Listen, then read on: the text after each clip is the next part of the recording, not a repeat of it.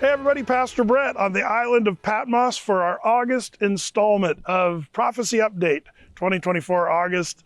As promised, we talked about this, how we were going to do a prophecy update from the island where John the Apostle received the revelation of Jesus Christ.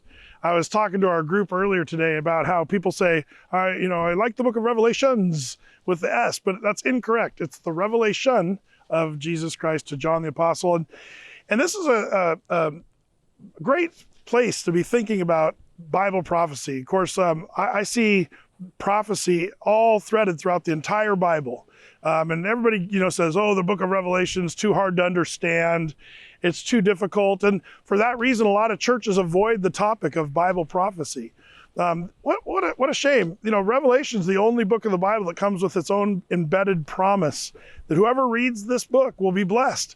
And it's amazing whenever Athey Creek has gone through the book of Revelation as a church, we have been blessed. Like the Lord has just blessed us more than we would ever imagined, and so it's too bad. It's a shame people miss the Bible prophecy in the book of Revelation. But one of the things that, is kind of interesting, John received the book of Revelation when he was in a real dry time. I'm standing on this island, and today it's beautiful. I mean, I would live here. I see all the trees here, and it looks, really quite sort of Mediterranean. And but it wasn't really like that in John's day. It was very barren. There's ancient writings how it was just a barren, rocky island. But it is quite a view. If you can see out here, this beautiful port. It's where our ship came in, and we went up and saw some beautiful sights. But back then, John was in a real brutal time. See, here's the thing. There's quite a story behind how John the Apostle ended up here on Patmos. And it actually starts back with kind of a crazy world history character. See if you know who this is as I kind of read these attributes. When he was 3 years old, his father was murdered. His mother, remarried, but she didn't like him so much, so she poisoned his dinner. And this little boy saw his, new father, stepfather or whatever, killed at dinner table. He became violent. At the age of 12, one of his friends crossed him, so he stabbed him in the back with a knife. At the age of 15, he was married, but could not stand his wife, so he strangled her. He married the second wife, liked her no better, and so had her murdered. He then married the third wife. Well, actually, before they were married, he found out she was married before, so he killed the husband of the wife he was about to marry. And then his mother was getting a little uptight because her son was showing violent tendencies. And he got upset with her because she was prying in his own personal business. So he had her drowned in her bathtub. He was a short man. He was pot belly, but he had this horrible skin, history tells us, and he had a stench to him. You could smell him. And at the age of 31, he was sentenced to death by flagging or whipping. So he ran down the stairs to one of the servants' quarters and grabbed the kitchen knife and slit his own throat. Anybody know who that was? It was a guy by the name of Caesar Nero. Now you say, Brett, why are you bringing that up? Talk about John and Patmos. Well, you see, Caesar Nero was kind of one of the beginning of the Roman emperors who really started to persecute the church. In fact, that's where Paul comes in. Paul the Apostle, he would have his time in Rome, but eventually be beheaded by Caesar Nero himself. So persecution of the church was starting to become really rampant. And then there'd be 10 waves of persecution by these Roman emperors, and Nero was kind of the beginning of that. In fact, it's interesting because Nero would take Christians and dip them in hot wax, hang them on poles, light them on fire, and then he'd ride in the streets of Rome with these burning Christians and shriek with delight, nakedly, by the way. He'd be riding his chariot and shrieking with delight, saying, "Christians are the light of the world," as they're all burning there. That was the beginning of some serious persecution. Well, a few emperors later, a guy by the name of Domitian comes along, and he was as bad as Nero. Maybe some people argue even worse. Domitian is noted as having killed some 6 million Christians. If you look it up, there's debate on that.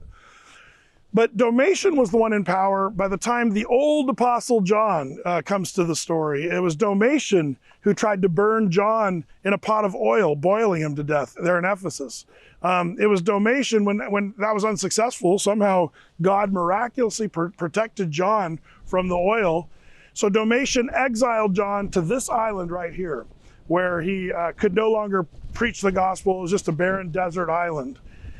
So what do you do when you're stuck on a dry place where you have nothing to do? A lot of us would pout or be bummed, but the Bible tells us what John did, and that's how we know he was here. In fact, let me read to you. This comes from the book of Revelation, chapter 1, verse 9 and 10. It says, "I, John, who is your brother, companion in tribulation, and in the kingdom and patience of Jesus Christ, was in the isle called Patmos, for the word of God and for the testimony of Jesus Christ. I was in the Spirit on the Lord's day and heard behind me a great voice as of a trumpet."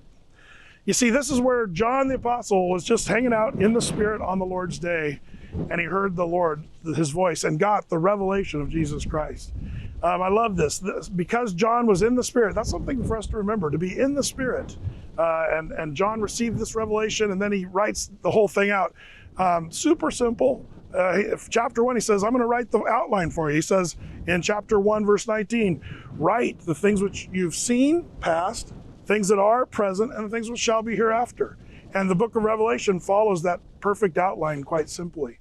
In this prophecy update, I kind of want to focus on that last part, the things that shall be hereafter. And what is, after the church age, the book of Revelation talks about that in depth. There's a coming up of the church into heaven. You can actually see it when it says, come up hither, come up here, and metatauta, after these things. These are the languages of the book of Revelation that tells us it's a sign that we're talking about future events. Revelation 6 through 19 talks about the Great Tribulation. And so I think we should take some time maybe on this prophecy update and sort of focus in. What are the things that we're seeing today in the world that perhaps, and again, I always like to say perhaps, there's too many people say, absolutely, this is leading to this or that, but perhaps we are getting closer and closer to that time. I'd like to kind of explore that. To explore that and just talk about the days we're living, that's where I think I'm going to invite my buddy Steve from, Israel. He's living in the United States now, but we're going to have Steve here come up and chat with us about the days that we're living. What's going on in Israel? What's the latest stuff that's happening in the world?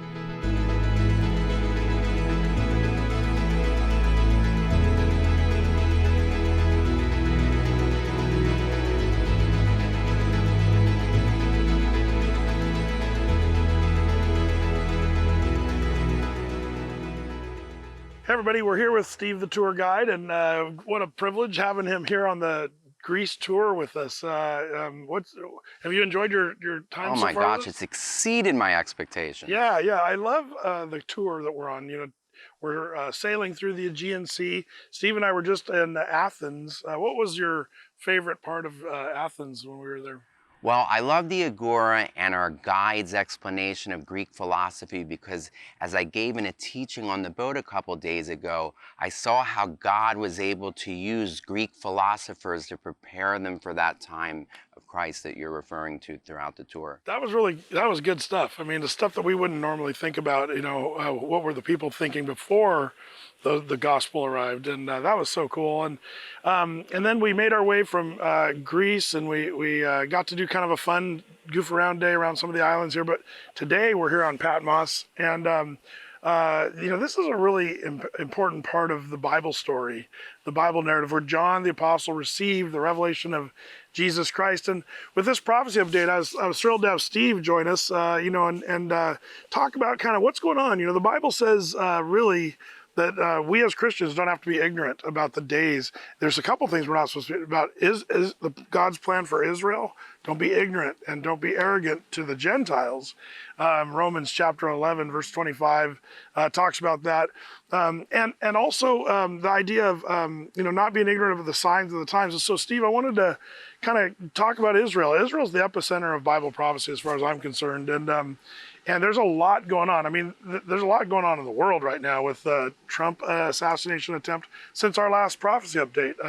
That happened, a lot of things. But But again, I'm kind of keeping my eye on Israel. I've noticed that when a lot of things are going on elsewhere in the world, sometimes Israel, there's things percolating that a lot of people kind of miss. What are some of the things you're seeing in Israel right now that are just kind of interesting things to keep your eye on? Well, as you mentioned a couple days ago, there was an attack by Hezbollah on the Golan Heights. And what makes that particularly interesting is that the target were non-Israeli citizens for the most part, from Israel's Druze minority. Yep. And that particular community on the Golan Heights, most of them have chosen to remain Syrian citizens as Israel captured that territory from Syria. So one has to ask, why did Hezbollah target that particular demographic? Now, I don't know exactly what munition was used, and I had told you privately before that if it was a drone, drones are controlled by remote from a bunker with a camera. The person knows exactly where that drone is going to land. So that would mean it was intentional, not a mistake. But if it were a rocket, then maybe a rocket that erred. But why Hezbollah chose that, something that could be the tinder that sets off the war with Hezbollah, what they call the unintended consequences. Yeah. Yes. Yeah, those rockets. I remember being there in Golan with you, and we stopped where a Katyusha landed, and those seem to be very inaccurate. Some of the rockets Hezbollah is using now, they're higher tech than those Katyushas. Is that right? That's right. The Katyushas date to World War II. It's a Russian World War II rocket. Hezbollah is believed to have 250,000 rockets and missiles. And what makes them particularly dangerous, other than the sheer volume, is that Hezbollah has succeeded to acquire GPS guiding targeting ability for many of those rockets and missiles. So in a future full-scale war between Israel and Hezbollah, it's possible that Hezbollah will be able to bring those rockets into government, the parliament building, the Knesset. Israel has a nuclear production plant believed to produce its own nuclear capability. The city of Haifa has oil refineries, which I've heard could kill up to 10,000 people because of the toxins that would be released into the air. So a future war with those abilities can be apocalyptic, and I choose my language. I know we're here on the island of the apocalypse, but you know that I'm not a sensationalist, and I'm telling you that the fallout for such a war can be apocalyptic. Yeah, just the wars of Israel, I feel like Israel has shown restraint. That's a subjective thing. A lot of people think they've done too much with Gaza, but I'm surprised they've been as restrained with Hezbollah, with the Houthis, and all the other stuff that's going on around. With that said, the Druze being hit, do you think this could be a situation where Netanyahu, the leader, what does this do for his leadership? Are people wanting him to be more aggressive in the north, or what is Israel? You and I have talked a lot about Netanyahu and his since October 7. Tell us about where he's at in his leadership right now. Well, just like history is a history of ebbs and flows, so are people's personal careers. And boy, Netanyahu has really experienced the ebbs and flows of his career the last couple years. So following October 7, he was at the lowest possible approval rating, and I would say at least 80% of the population wanted him to resign on the spot. He was stubborn, he refused to do so, and became one of 3 in a war cabinet that included a guy named Yoav Gallant and Benny Gantz. And at the very beginning, many people, including myself, believed that Israel should bypass Hamas, even though the war was started by Hamas, and go right after Hezbollah.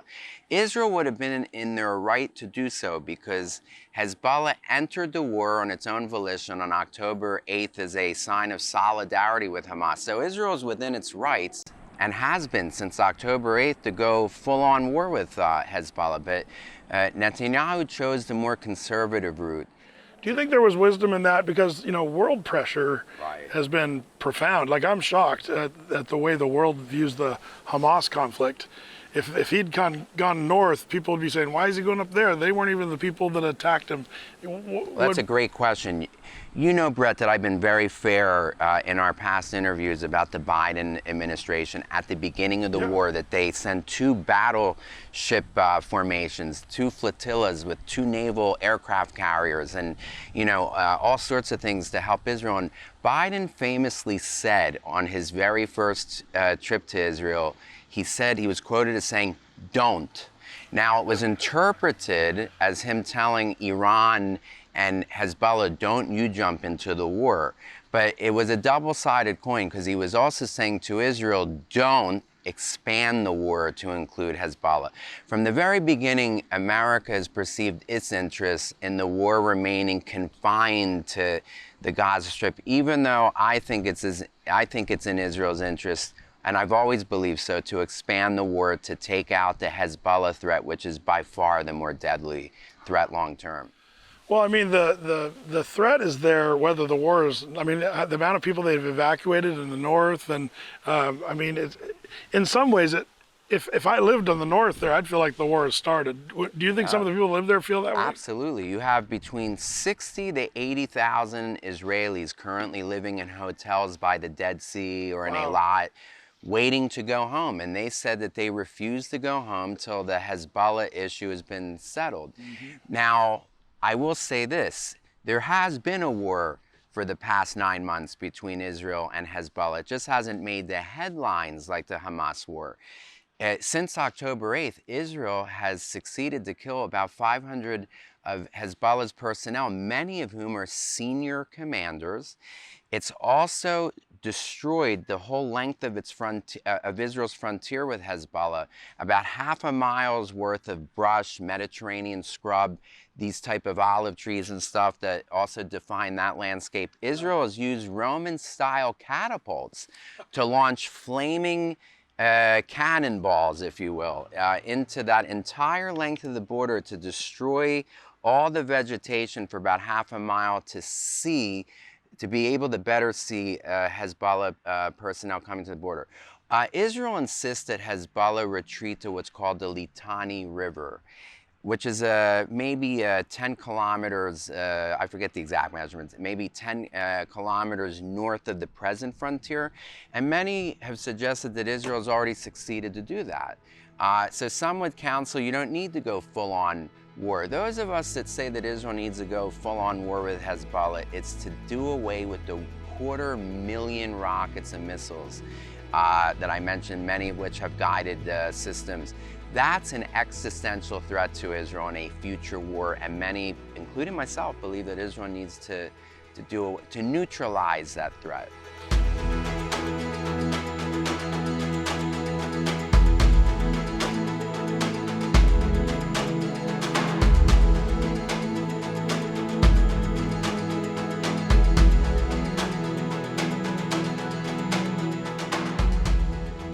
We are back on the ship here, and you know, the world events have just kind of brought Steve and I back together. We wanted to do a little addendum to our discussion that we began up on Patmos. We've been sailing from, you know, the Macedonian region of Philippi, and we're headed back toward Athens. So we thought we'd take advantage of the time and get a little bit caught up.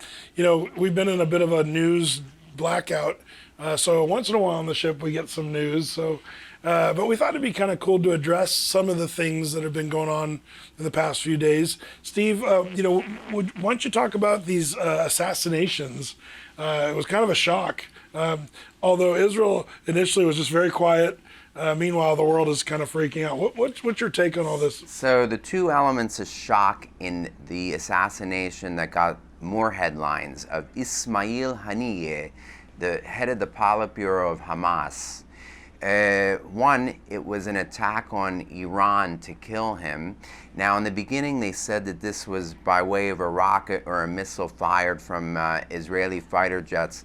The New York Times recently, and by the way, the New York Times and the Wall Street Journal since the beginning of this war have gotten inside information. They have had their inside sources and have been accurate on previous reportings of stuff like this. So the New York Times has claimed that it was actually a bomb that was brought in or spirited into the room of Hania actually 2 months before they killed him. A bomb that was spirited into the room and hidden there, knowing that one day he would come to his residence in Tehran, and Israel chose to blow him up that way. Now, why that way? Because Israel probably felt that Iran would not be as justified in its retaliation if it was from that kind of bomb rather than a direct Israeli attack. But Iran is treating it like it's been like an airstrike. That's or right. something. That's right, and that's a game shift. Number two is Ismail Haniyeh was in charge of running the Hamas negotiations that have been going on for months to free the Israeli hostages, and now people are wondering, why did Israel kill him when he's the guy who had it in the cards? He was the guy who was actually the head of the Hamas negotiating team. Where does that leave the negotiations with Hamas? Now, if I can just add one angle to that. The two leaders of Hamas are Sinwar, who's the actual leader on the ground in the Gaza Strip, and the late Ismail Haniyeh, who is operating out of Qatar.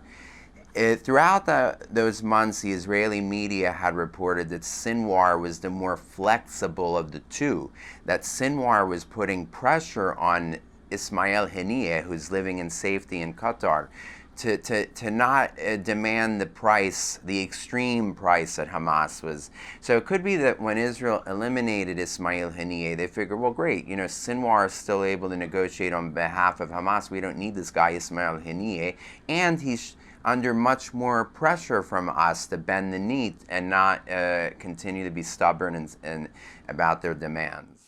Yeah, so interesting the way Israel thinks through these things, and you kind of you sense Mossad was involved with the absolutely. planting of this bomb. Sure. And Brett, if I can just jump in, when we say yeah. the Mossad, believe it or not, the Mossad only has a few thousand Israeli employees. Much of what the Mossad has done in Iran over the last 10 years in attacking their nuclear program has been by Iranians who are working on behalf of the Mossad. And that's important. Don't think that Jews or Israelis snuck in there and did this. These are Iranians who are against the Islamic regime, and they've been helping Israel because of their own ideology, because they feel it's in their interest and Israel's interest for that government to fall. That seems like that'd be a dangerous job. Very. If you're there in Iran. Okay, and then I've seen on the news a lot of saber rattling, nations, even Turkey, others have kind of been chiming in. Anything that you have to tell us about that? Sure, so I'll leave Turkey out of this. Somebody ran up to me during the Turkey tour with, a headline that says, "Turkey considering to join Iran's retaliation." It's a very popular line of thought, especially among people in some prophecy circles, because they think Turkey is, part of the Gog and Magog thing, and this is the Gog and Magog thing. And as you know, I try to err towards caution. I'm not a sensationalist. Turkey would no way get involved in retaliating against Israel because it's currently, that's the key word, currently a NATO member, which restrains it from being able to do that. The rest of NATO would not accept Turkey starting a war with Israel that could draw NATO into it. So let's forget the Turkey thing. The retaliation is being considered by Iran together with Hezbollah, together with all of its various militias and proxies.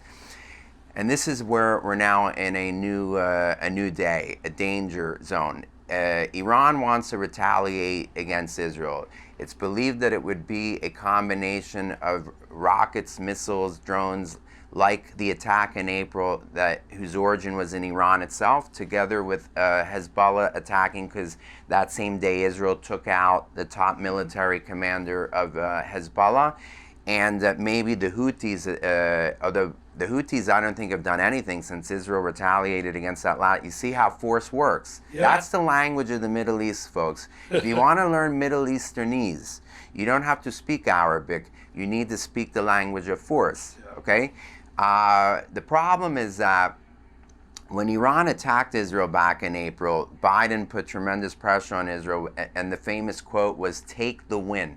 This is a win. You're restrained. Nobody believes this. This is a uniquely American way of seeing things, and even not American, but the current administration. Take the win. The win is turning the other cheek. This time, I do not think Israel will take the win. If Israel is attacked, even if it knocks down all the incoming missiles and rockets, it can't afford to not react. It can't afford to not speak the language of the Middle East. It can't speak in Americanese. It has to speak in Middle Easternese. And this is where the Arabs and Islamic world have greatly erred in the last 100 years in all of its wars with the Jews and then with Israel when it came into being. They don't understand where the Jewish mindset is. They underestimate us. They underestimate our unity to survive. And I'll be honest with you, Brett, since the October 7 attack, where I think Hezbollah and Iran have misread things, they don't realize that Israel is all in on this war, all in. Not just Israel and Israelis, all Jews around the world are feeling the truth of this, that this is an existential threat unlike any threat since World War II. We must be all in.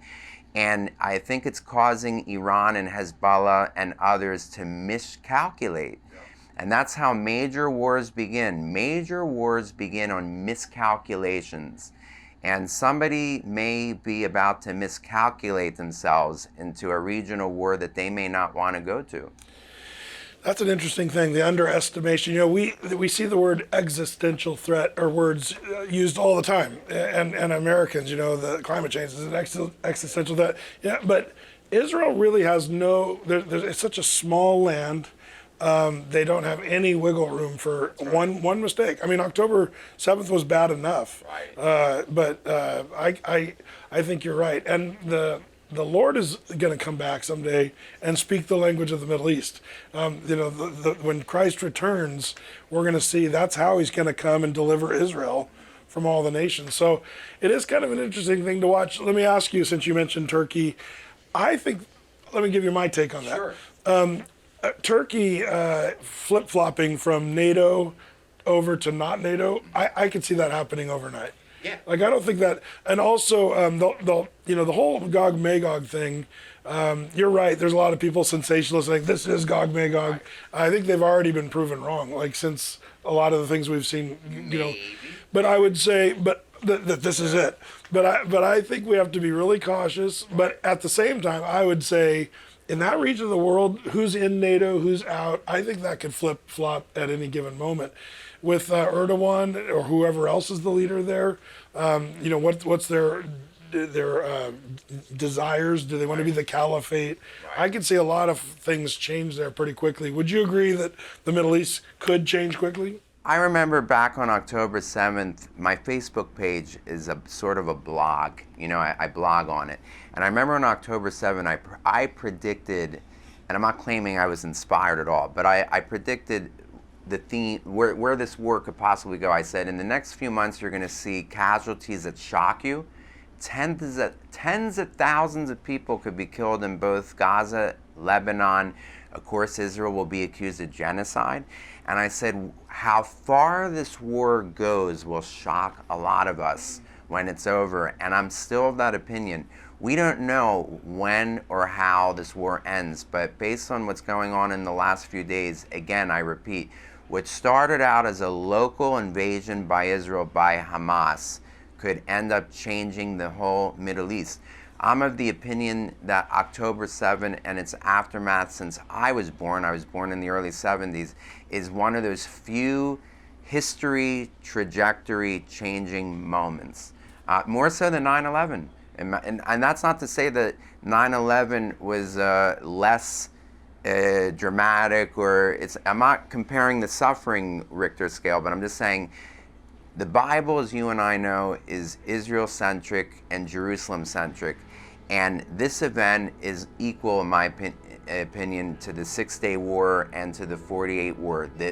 The milestone events of modern-day Israel's history to change the whole trajectory of Middle Eastern history.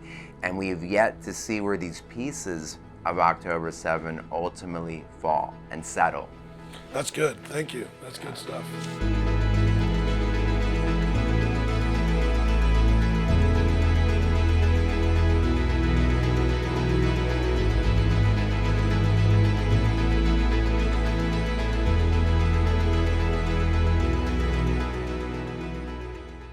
here on the Island of Patmos, John, when he talked about the things which are yet to come, he talked about a one world government, a one world religion. It makes me think of 2024. This is an interesting year as far as leadership. There's a lot of elections around the world. There's civil war happening in places like Venezuela that it's crazy. But there's a great vacuum, and I know that we feel that in the United States. This election is going to be very interesting to follow. But with Netanyahu and the Israelis, you know, basically the world's going to have to be set up to receive this coming world leader called Antichrist. How would you characterize the Jews, the mindset of the Jews in these days? Because that's going to have to happen if we are living toward the end times. Right. There's going to become a leader that's going to deceive. Are they primed and ready for that, or do you think that that's not really as seen as obvious? So look, you have two distinct camps today in Israel: the secular majority and an increasingly growing Orthodox, and very little in between the two. Among the secular Jews, both in Israel and beyond in the diaspora, there's a Greek word for us since we're in the here. Secular Jews seem to be governed by what's called secular humanism, and a certain, in my opinion, naivete about human nature. The Bible tells us that human nature is sinful beyond redemption other than God's own intervention into it, right? But historically, liberal Judaism believes in something which in Hebrew is called tikkun olam, to fix the world, to fix the world through progressive policies.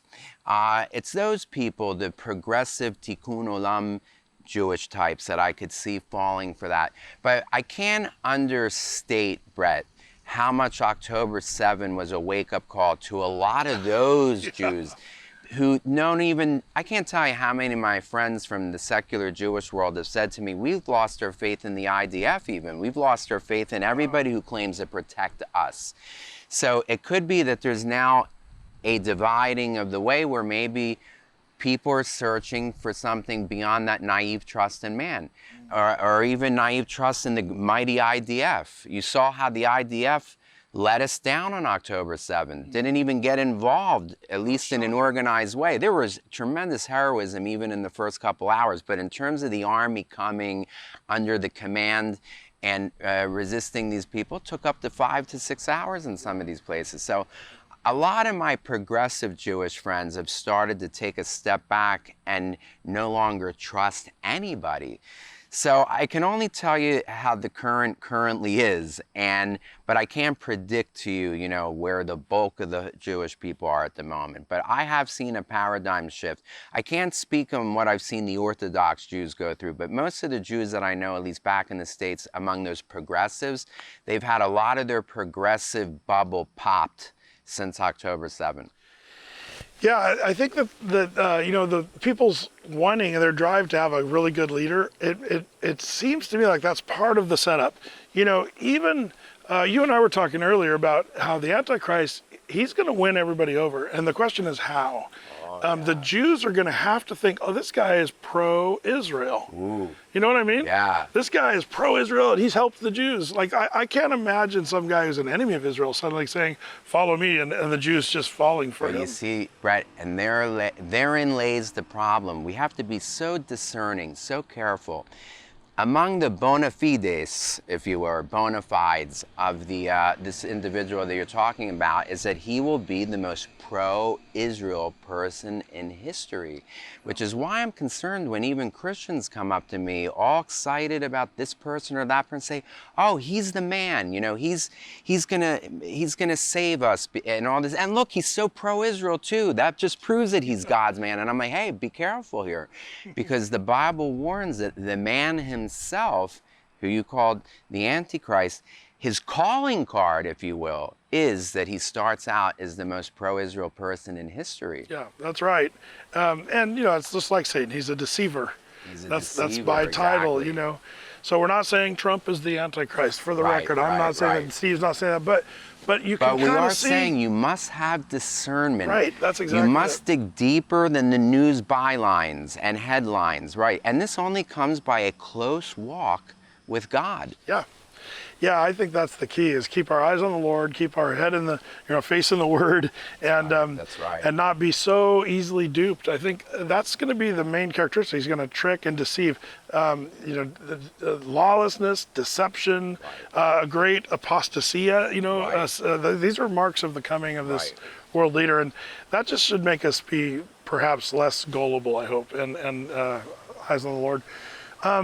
When it comes to the world governments and world religions, I watched what happened at the Olympics, and Steve and I, honestly, we've been in a little bit of a news-free bubble because we've been on a ship going through the Aegean, but we've been getting snippets of the Olympics and things. But that secular humanism, that's a lot of us just go, wow, look at the drag queen, how horrible that is. But I see it more of a little bit of it's just rebellion against God. It doesn't really even matter as much what kind of rebellion. It's just blatant rebellion against God. And it's interesting that in Israel the LGBTQ community it's very accepted and very but I've noticed the response to Christians on the Olympics thing, since this is a kind of a prophecy update. I'm concerned. I think we handle these things wrongly. What do the Jews in Israel, think about stuff like this? Are they celebrating what happened at the Olympics? Is that secular side? The Orthodox, of course, are against it, right? Well, what I'm going to tell you is sort of sad, but not surprising. October 7th so depressed the country that when the president of Israel went to participate in these opening ceremonies, he was excoriated by the public, saying, what in the world are you doing going to this world celebration when we have maybe up to 40 or 50 hostages, including girls, some of our daughters, our teen girls, in the clutches of Hamas? This is no time to be part of the global community, especially a global community that's been very hostile to Israel since October 7th. So, no, I don't think the attention of Israel is on the Olympics at all. I think that all these global celebrations, this reminds us, the Jews, how alone we really are in the world. And you know what, Brett? I've had such a good time on this tour, but don't think it hasn't escaped me when I'm in Turkey and I see the crowds of tourists and the guides are all employed, the tourism industry in Greece is booming, and I'm like, wow, the tourism industry where I'm from is dead. It's like everything's reminding me and the Jewish people at large that we stand alone. And if I can say, that may itself be used of God, because what does God really want for us, the Jews, to do? What's really our role in our relationship with him at this stage in history? I was telling you that I've been reading through the book of Isaiah. And Isaiah at the time would constantly counsel the Jewish people whose orientation was to go to Egypt, one of the powers of the time, to come and rescue us from the clutches of the Assyrians. It says go down to Egypt. There's it's like also a spiritual diminution here. Yeah, right. As much as I'm an American Jew who moved to Israel, I'm a dual citizen. This is one of the reasons why I think you like me as a tour guide. I'm equally in both worlds. I'm an American, but I'm also an Israeli. I love America, but the Jewish dependence on America would be called by Isaiah an act of adultery. We're to look to Yahweh, our God, as our guarantor of our security. And I think, and I'm hoping that one of the things that come out of these last 9 months is that maybe we come to realize, especially as Israelis have read about how the Biden administration has slowed down the weapons shipments, to be at the mercy of anybody, even the friendly United States, the most pro-Israel country in history, it's still not where we should be as a people. God is the one that spoke Jewish existence into existence, and he's the only one that can sustain our existence. And when we look to others to jump into the role of Yahweh, we're in sin. Yeah. And I think he's trying to discredit those false gods and false, Isaiah likens Egypt to a reed that's so flimsy that if you try to lean on it, it breaks and you go falling with it. The Jewish people have to learn, we have to decouple ourselves from whatever power be in the world. No matter how friendly it may appear and be in the present, it's always that reed that can collapse and disappoint us. Yeah, I mean, even the Gog Magog of Ezekiel 38, you know, says that there's going to be, the nations are going to be basically, well, sorry for Israel, but there's a few nations that are like protesting bystanders. Right. You know, right. and some of us see perhaps that's where the United States would be, Saudi Arabia, some others might be saying, you know, naughty Israel, you know, or not Israel, but, you know, you shouldn't be going against Israel like that. But nobody's really going to stand with Israel. And then you've got the book of Revelation that talks about, you know, Antichrist will then turn and make war against the Jews. There's no one really going to be there, but that's when Christ appears. This is where you and I have had this phenomenal ongoing discussion for probably the past 20 years. I've always been the pessimist between the two of us about the American future. We both agree that one day America is not going to be there for Israel. I know that you've often said maybe this is because of the rapture, that major pro-Israel component's taken out. And I've always said, nah, I really think it's going to be because of what we're seeing today. The future of America are these college kids who hate Israel. They don't even know why they hate Israel. I don't think a lot of us realize the rot that's seeped into every stratum of American culture. Those college kids are the future of American leadership. So if this is an event still 10 years away, 20 years away, you'll be surprised just how anti-Israel America can get as that generation takes over.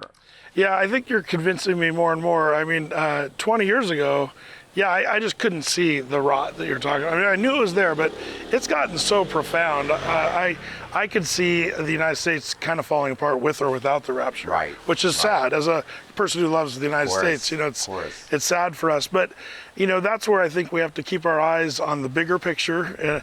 I'm not into inactivity or, you know, apathy, but at the same time, we know ultimately God is sovereign, and He's going to do His work, and that's where we put our trust. He knows what He's doing, you know. Right.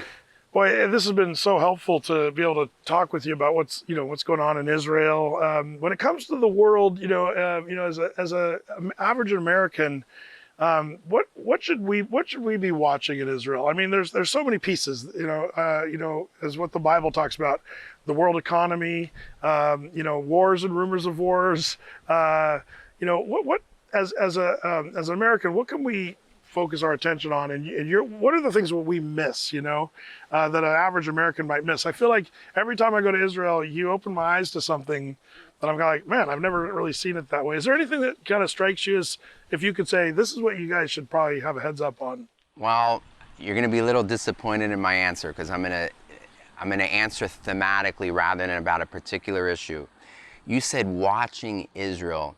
And one of the things that's concerned me about the Christian world is that they tend to read the first 12 or 14 chapters of Genesis, or let's say all the way up to Joseph, and then leapfrog over what many of them call the Old Testament. I like to call the Hebrew Bible, in this belief that, all that Jewish stuff is no longer relevant. And I would tell them, read the whole Bible, including that, what you call, not you, but them, the Old Testament, because most of the stuff that talks about the day that we live in is in those chapters between Joseph and Jesus. Yeah. So what I would really want to encourage your watchers, Brett, to take from this is that I, who's watching this video, what I really need to do is plow into the Word, and at least once in your lifetime, preferably sooner than later, read the Bible from cover to cover. Maybe even get one of those Through the Bible in 1 year guides, Become familiar with the whole Bible, because the whole Bible is as relevant as the rest of the Bible. And then you'll understand all this Israel stuff, where it is, as you said, in God's epicenter. The God of the Bible is still that Yahweh of the Old Testament. And if you ask me, what is He doing with all this Israel stuff for the last 100 years of Zionism? I would say He's trying to shout from the rooftops, folks, Jews and Gentiles, I'm telling you that I'm Yahweh, the God of the Bible, and I'm the one fulfilling my covenantal promises, even if they were from 4,000 years ago, With me, the eternal one, a day is like 1,000 years, 1,000 years is like a day. You may be tempted to belittle all that Israel stuff, but I tell you, it's just as relevant and just as current as Abraham's own day. That's right. Folks, get into the scripture. Yeah. Don't be biblically illiterate. You got a great pastor here who gives you great material each week, but even Brett would tell you, don't depend on him alone. He's a supplement. He's the icing. But the heart of the matter is the Bible. And I know that that's Brett's heart. Get into the Word from cover to cover, and then you will understand exactly what you're watching in Israel. Man, well said. And the movement to get away from the Old Testament is profound in the church in America. And I feel like in some ways that's why people come to Athey Creek. You know, people say, why are people piling into this church in Portland, Oregon? I think people are starving to know not just the New Testament, but the full counsel of God.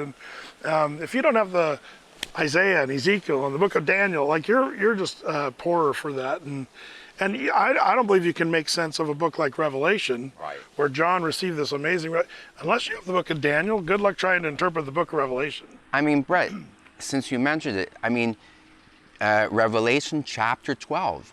If you understand Joseph's visions and dreams with the moon, the star, we all know that that's talking about Israel. Yeah. Right? But the historic church totally either overlooks that or is hostile to it. The Bible interprets the Bible. Yeah. One part of the Bible helps to unlock the other part of the Bible. And that's what I agree with you. The book of Revelation is not this enigma. In fact, its very name in Greek, apocalypsis, is about, and it's about a revealing. Right. It's telling you it wants to be revealed. So Right. if it wants to be revealed, why are we closing it and turning it into this like mystery? It's not a mystery. Do you see when Daniel says at the end of his book, seal up the words of this book until the end, and then the book of Revelation says, do not seal up the words of this book until the end? What do you make of that? Well, I feel we're in that end. I mean, I'm not ashamed to admit that I believe we're living in the end times. I heard you say correctly, actually, that in the Christian world, the end times began when the church age began. But I really believe we're at the end times of the end times. I agree too. And like you said, Israel and Jerusalem are the epicenter of that.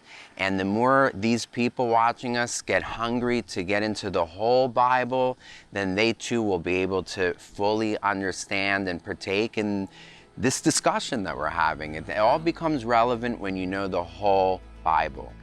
Man, that's good stuff. And I think we need to have you on more often. I love all these times where you're on and talking. So when we get back home, we'll have to get our system more synced up. Thanks for adopting me, Athey Creekers. Yeah.